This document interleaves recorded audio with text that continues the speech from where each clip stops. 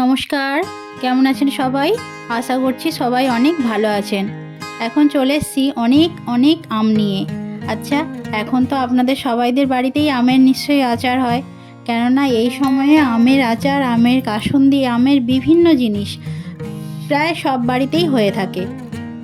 তার উপরে এই গত দুদিন হলো আমাদের এখানে এত ঝড় হচ্ছে যে গাছে আর একটাও মনে হয় আম থাকবে না, সব আম পড়ে যাচ্ছে। তো অত কাঁচা আম নিয়ে কি হবে বলুন?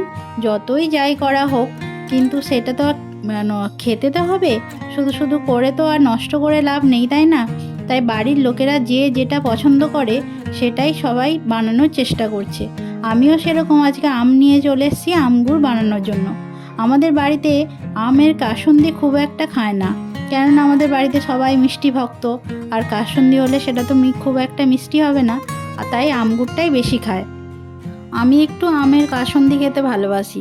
আসলে আমি তো খুব একটা মিষ্টি ভক্ত নয়, তাই আমগুড়টা আমার কোনোদিনই খুব একটা ভালো লাগে না।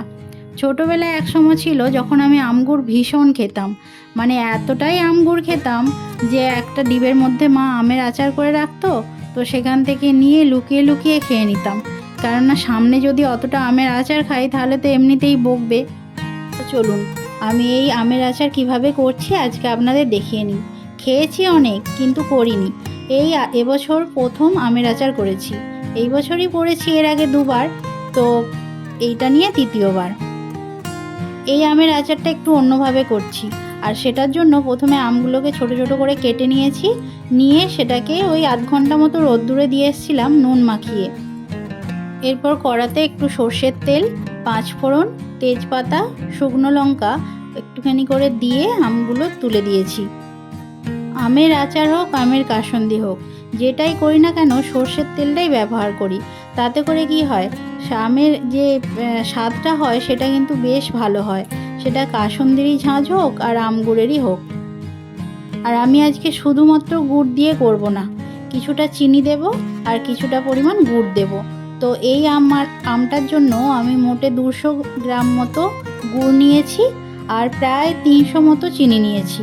চিনিটা একটু বেশিই দিচ্ছি, কেননা খুব লাল লাল যেটা হয় সেটা আবার খুব একটা আমাদের বাড়িতে খায় না, তাই আমগুড়টা এইভাবে করে নিচ্ছি। যদিও এর আগে যে আমগুড় করেছিলাম সেটাতে কিন্তু গুড়ের ভাগটাই বেশি দিয়েছিলাম। আজকে যেহেতু ভাবলাম একটু সাদা সাদা করব, তাই এরকম করে নিয়েছি। তো চলুন, আপনাদের সাথে কথা বলতে বলতে আমার আমগুড়টা হয়ে গেছে। এবার শুকনো কড়াতে একটু শুকনো লঙ্কা, তেজপাতা, ধনে, গোলমরিচ, জিরে আর পাঁচফোড়ন, তো এই মশলাগুলো দিয়ে একটু ভেজে নিচ্ছি। এরপর হালকা করে আধ ভাঙা মতো করে শিলে আমি এটাকে গুঁড়িয়ে নেব। নিয়ে ওই যে আচারটা করলাম তো ওর ওপরে ছড়িয়ে দেব। তো আজকে যেহেতু আমি একটু আমের কাসুন্দিও করব, তাই এখান থেকেই একটু মশলা কিন্তু আমি আমের কাসুন্দির জন্য তুলে নেব। বাকি মশলাটা ওই আমগুড়ের মধ্যে ছড়িয়ে দেব। এই যে মশলা দেখতে পাচ্ছেন, এর মধ্যে এই তেজপাতাটাও আমি ভেজে নিচ্ছি, কেননা আমি দেখেছি যদি এই তেজপাতা দিয়ে মশলা ভাজা হয় তো সেটারও কিন্তু একটা অন্যরকম বেশ ভালো স্বাদ হয়। তো চলুন, এবার আমি আমের কাসুন্দির জন্য সর্ষেটা রেডি করে নিই। সর্ষেটা আমি একটু রোদ্দুরে গরম করে নিয়েছি, নিয়ে এখানে চলে এসেছি মিক্সিতে। তো মিক্সির মধ্যে আমি এবার সর্ষেটা অল্প করে গুঁড়ো করে নেব।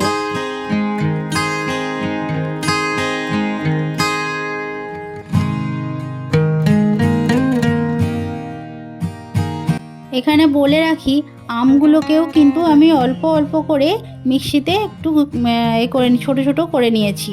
তো সর্ষেগুলো গুঁড়ো হয়ে যাওয়ার পর সর্ষেটাকে আমি একটা আটা চালনি দিয়ে চেলে নিচ্ছি। সকালের দিকে স্কুলে গিয়েছিলাম, তারপর এসে এইসব করছি।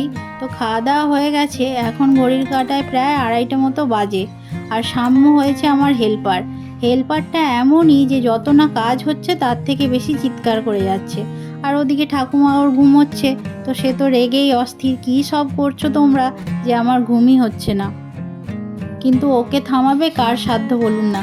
ও তার ওর ইচ্ছে মতো কাজ করে যাচ্ছে, আর মুখে চিৎকার করে যাচ্ছে, আওয়াজ করে যাচ্ছে। তো চলুন, ওকে যতটা পেরেছি থামিয়েছি। তাই বললাম যে তুই আমার কাছে এসে বরং চুপ করে বস, তাতে করে তুই এইটা দেখ যে কিভাবে কি করছি। আর এদিকে আমি আমের কাসুন্দিটা মাখতে শুরু করেছি। তার জন্য প্রথমেই আমি আমটা নিয়ে নিয়েছি, সর্ষেটা তো বললাম যে চেলে রেখেছি। আমটা নেওয়ার পর ওর মধ্যে দিয়ে দিচ্ছি অল্প পরিমাণ লঙ্কা গুঁড়ো, অল্প পরিমাণ নুন আর একটুখানি ছিটে ফোঁটা হলুদ।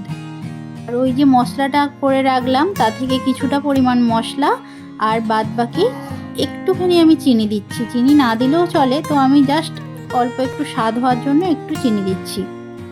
আর ওই যে থালার মধ্যে রাখা আছে সর্ষে গুঁড়ো, তো ওই সর্ষে গুঁড়োটা দিয়ে দেব। সবটা লাগবে না, তো কিছুটা পরিমাণ দেব। আমি কিন্তু বেশ এক্সাইটেড, কেননা এতদিন ধরে শুধু খেয়েই এসেছি, কোনোদিন তৈরি আর করিনি। মা করে দিত, নাহলে মাইমা করে দিত, তো সেটাতেই হয়ে যেত। এইবারে প্রথম ভাবলাম যে একটু বাড়িতেও তৈরি করি। আসলে বাড়িতে এত কাঁচা আম জমা হয়ে গেছিলো, তো সেগুলো তো এখন যাকেই জিজ্ঞেস করছি সে বলছে আর নেব না। কেননা ওই যে বললাম যে গত দুদিন ধরে খুব ঝড় বৃষ্টি হচ্ছিল, তো তাতে করে সবাইদেরই তো আম পড়েছে, কে আর কত আমেরই আচার করবে, তাই না?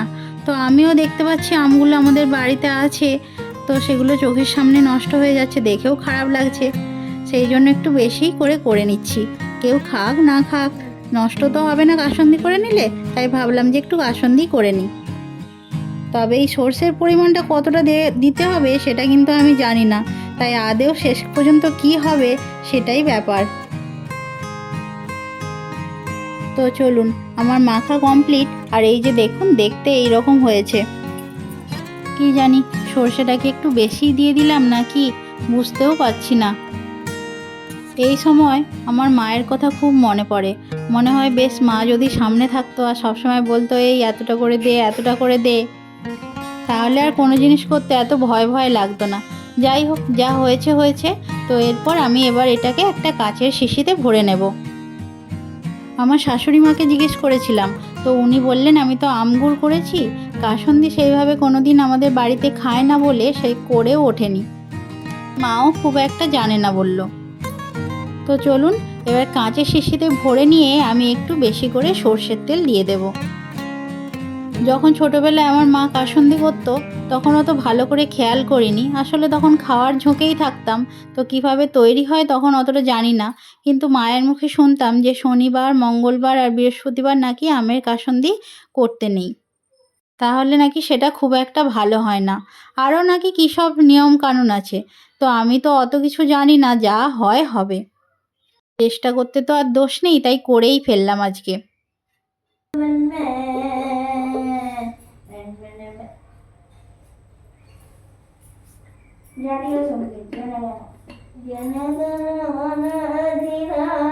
আর ওইদিকে সাম্য দেখুন কি করছে বসে বসে, বেচারাকে একা বসে থাকতে হয়েছে, এটাই হলো ওর সব থেকে কষ্টের কারণ। তো চলুন, আমি এবার তেলটা দিয়ে দিয়েছি, দিয়ে একটু এটাকে ভালো করে নাড়িয়ে নেব। নিয়ে এবার আজকের মতো রেখে দেব। কালকে থেকে এবার এটাকে রোদ্দুরে দেব। যদিও আমার মা বলতো যে 3 দিন নাকি কাসন্দি করার পর হাত দিতে নেই, তারপর সেটাকে রোদ্দুরে দিতে হয়। কিন্তু আমি আমার এখানে পাশাপাশি যারা করেছে তাদেরকে জিজ্ঞেস করেছি, তারা বলছে যে এমনি এটাকে রোদ্দুরে দিলেও চলে। তো যেহেতু আমি এই প্রথমবার করলাম, তাই খারাপ হওয়ার ভয়ে কিন্তু আমি কালকে থেকেই রোদ্দুরে দেব। কেননা আমি তো ওইভাবে কোনো দিন করিনি যে 3 দিন রোদ্দুরে দিতে নেই, তারপরে হয়তো দেখবো যে খারাপ হয়ে গেছে, তার থেকে বাবা আগে থেকেই রোদ্দুরে দেব। তো চলুন, আমার যুদ্ধ আপাতত শেষ হলো। যুদ্ধ এই কারণেই বলছি, এই যে চারদিকে এত সরঞ্জাম ছড়িয়েছি, কেউ আসলেই ভাববে বাবা কি না কি চলছে। কাসুন্দিটাকে আমি ঘরে রেখে দিচ্ছি আর আমগুরটাকে নিয়ে চলে এসেছি ছাদে। তো আজকের ব্লগটি আমি এখানেই শেষ করছি, আবার দেখা হবে পরের একটি ব্লগে। ততদিন আপনারা সবাই সুস্থ থাকবেন, ভালো থাকবেন ও সচেতন থাকবেন, সেই সাথে নিজেদেরও খেয়াল রাখবেন। নমস্কার।